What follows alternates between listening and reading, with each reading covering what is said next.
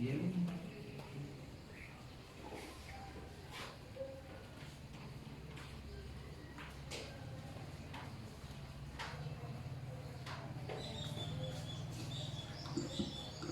God! Magsitayo na po tayong lahat mga kapatid. Tayo na po'y dadako sa ating devotion. Ang lahat ay nasabing praise the Lord. Babasahin ko po, ang lahat po na may mga Biblia, buksan po natin mga kapatid. Basahin po natin sa Psalms 28 verses 1 to 9. Ang lahat na nakakita na magsabing praise the Lord. In verse 1, "Unto thee will I cry, O Lord my rock, be not silent to me, lest if thou be silent to me, I come like them that go down into the pit." Verse 2, "Hear the voice of my supplications, when I cry unto thee, when I lift up my hands toward thy oracle."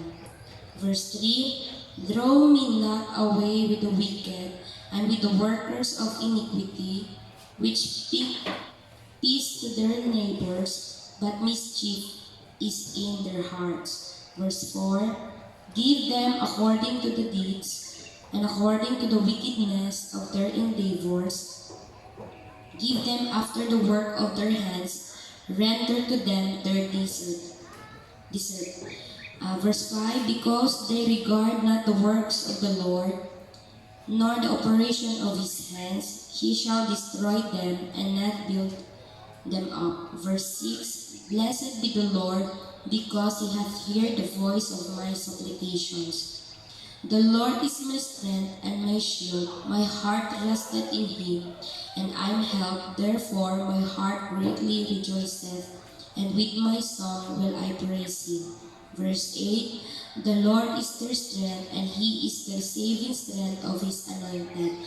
Last verse, "Save thy people, and bless thine inheritance. Feed them also, and lift them up forever." Let's clap our hands to the Lord. Salamat, Panginoon, sa inyong salitang ngayon na pakinggan sa umagang ito. Pinupuri ka namin, O God. Pinapasalamatan ka namin, Panginoon. Let's sing the song. Pupurihin ka, O Diyos.